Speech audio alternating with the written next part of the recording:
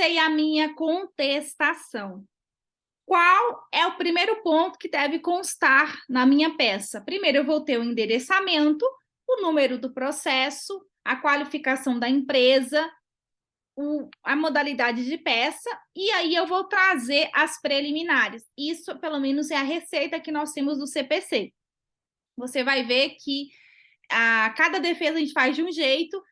Eu, particularmente, costumo fazer uma síntese da abordagem inicial, da petição inicial, até para sintonizar o julgador, né, ou quem for ler a minha petição, do que está se tratando o processo. E aí eu começo apresentando as preliminares. E nós vamos nos socorrer do CPC para estabelecer aí quais as preliminares que nós podemos utilizar aqui no nosso processo. As preliminares mais comuns que nós temos atualmente, que não estão, inclusive, dentro lá do rol de preliminares do CPC, mas que é muito utilizado, especialmente por conta aí da necessidade da liquidação de pedidos em sede da petição inicial, nós vamos ter a preliminar de limitação do valor da causa ou dos pedidos. E nós temos várias decisões do TST reforçando isso, que o valor do pedido está adstrito ao que foi atribuído na inicial. Então, se pediu a indenização por danos morais e atribuiu o valor de 5 mil, mas o tribunal, verificando o caso, a indenização era de 50, o juiz está vinculado àquele valor. É claro que nós temos discussões, mas aqui nós estamos falando para advogados de reclamado. Então, nós temos que ter a mente de outra forma, olhar com outros olhos. E quais seriam os olhos? Olhos de economia, economizar o máximo que for possível para o nosso cliente. Então, nós vamos colocar da limitação do valor da causa, podemos impugnar a justiça gratuita, o valor da causa também, tá? Além disso, nós podemos trazer aí preliminar de inexistência ou nulidade da intimação ou citação, especialmente quando nós não temos aí o prazo mínimo de 5 dias para elaborar nossa defesa, que nós falamos do conquídio. Nós também podemos trazer a argumentação de incompetência absoluta, e aí nós vamos ter que lembrar qual é a competência lá atribuída à Justiça do Trabalho por força da Emenda Constitucional 45, lá no artigo 114. Então, dá uma olhada lá, vê se foge algum tema daqueles que foram atribuídos pelo Constituinte, e se tiver alguma situação que está fora ali, a gente pode pedir a declaração de incompetência. Uma situação que é comum e prática, que a Justiça reconhece, é a execução das contribuições previdenciárias, que aí a competência seria da Justiça Federal especializada e não da trabalhista. Então, a gente pode pleitear a declaração da incompetência absoluta no tocante a esse item.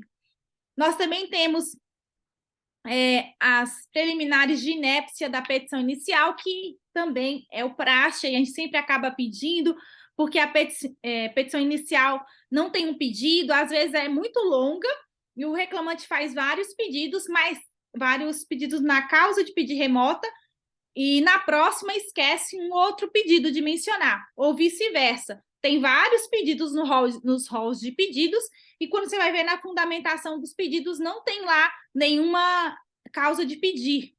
E aí nós vamos ter a inépcia por esse motivo, podemos pedir. Quando a inicial é muito confusa também, que não dá para extrair uma linguagem clara que o reclamante quer pedir, uma situação bem peculiar e muito comum desse tipo de inépcia é quando o reclamante pede acúmulo de função, desvio de função. Ele não sabe fazer uma distinção entre um e outro e pede os dois. Então, a gente pode falar que é inépta inicial nesse sentido. Nós temos ainda a perempção trabalhista, que existe aí, não com muita frequência, mas existe, como, por exemplo, seria a hipótese do reclamante ter dado causa ao arquivamento de ações por mais de 2 vezes. Então, é uma situação que não é muito comum. Uma vez, tudo bem, a segunda vez é raro haver esse tipo de extinção.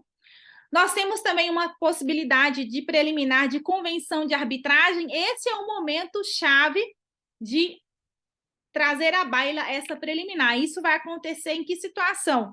Especialmente naqueles casos em que o empregado era empregado hipersuficiente, no contrato de trabalho havia uma cláusula de convenção de arbitragem dizendo que qualquer problema resultante daquele contrato seria submetido a uma câmara arbitral e não à Justiça do Trabalho.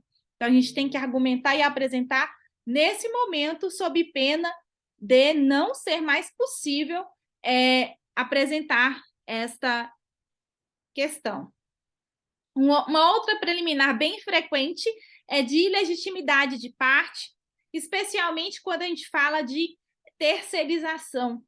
Nós vamos ter aí na terceirização duas empresas, né? A empresa tomadora e a prestadora. Geralmente, a tomadora vai acabar apresentando uma preliminar de ilegitimidade de parte, porque ela não era empregadora, não detinha os documentos, não detinha as obrigações trabalhistas da empresa prestadora de serviços. Nós vamos ter também a preliminar de litispendência e coisa julgada, que é aquela segundo o qual existe uma ação em tramitação. Então, eu vou pedir, né, a litispendência de uma das ações. Geralmente, aplica-se a litispendência, aquela ação que foi ajuizada posteriormente. E nós temos a preliminar de coisa julgada, em que aquela matéria, aquele contrato, aquele processo já foi submetido à justiça, transitou em julgado, então não posso discutir novamente. Nós temos ainda aqui, especialmente na órbita trabalhista, a preliminar de quitação extrajudicial. Nós temos aí a Comissão de Conciliação Prévia, que nos traz aí a possibilidade da empresa e o empregado negociarem aí os valores da sua rescisão e tudo mais. Nós tínhamos a obrigatoriedade de submissão à Comissão de Conciliação Prévia, mas isso foi derrubado no STF, então hoje não é mais obrigatório, é facultativo. Se houver um acordo e esse reclamante aí der quitação total, geral, ampla e restrita, ele não pode entrar com uma ação cobrando isso de novo. E esse acordo pode ser tanto na órbita da CCP, que é a Comissão de Conciliação Prévia, quanto também perante os sindicatos. Nós vamos ter aí o artigo 625D e 625E que falam desse assunto.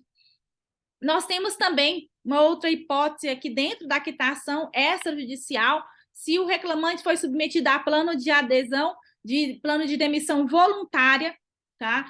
Então, nesse caso, também vai dar quitação plena ao contrato de trabalho e não vai poder entrar com uma ação cobrando outras verbas. E nós temos, finalmente, o outro tipo de termo de quitação, que é o termo de quitação anual, que é celebrado perante o sindicato, que tem previsão expressa no 507B da CLT, que estabelece o quê? Que todo ano o reclamante, no caso, enquanto empregado, dá quitação aos direitos trabalhistas. Então, todos os direitos que ele der quitação naquele ano, ele não pode vir entrar com uma ação cobrando diferenças daquilo, tá? Então, esses são os aspectos básicos aí das preliminares que são apresentadas em sede de contestação, em sede de uma defesa trabalhista. Essas são as preliminares que antecedem o mérito, que são preliminares que não tocam nenhuma matéria merital. Qual que é a única preliminar que é antecessora de mérito, que ela é prejudicial, que nós temos aí aplicabilidade efetiva também aqui na seara trabalhista, é a prescrição. A prescrição, ela não é uma preliminar específica, ela é uma questão prejudicial de mérito. E nós lembramos aqui que nós temos, no caso da prescrição trabalhista, nós temos dois cenários. O primeiro cenário é observar se aquela ação foi ajuizada dentro do biênio aí, dentro dos 2 anos contados a partir da cessação da extinção do contrato de trabalho, basicamente contado desde o último dia que foi contabilizado o aviso prévio. Por quê? Porque nós temos a lei do aviso prévio que estabelece para cada 1 ano de trabalho 3 dias de aviso. Então, o máximo 90 dias da extinção do contrato de trabalho. Então, somado com o período de aviso prévio, eu tenho que ter o prazo máximo de 2 anos Passou disso, está prescrita o direito de ação. Uma outra questão de prescrição que eu preciso observar, que não diz respeito ao biênio, mas sim ao quinquênio, ou seja, os 5 últimos anos de trabalho. Se a pessoa trabalhou 30 anos na empresa, ajuizou a ação dentro do prazo bienal, no entanto, ela só vai ter direito de reclamar os 5 últimos anos. Por quê? Porque é a prescrição quinquenal.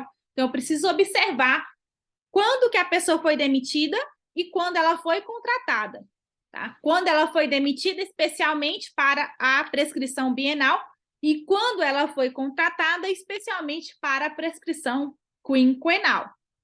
Superada, então, essas questões de preliminares aí,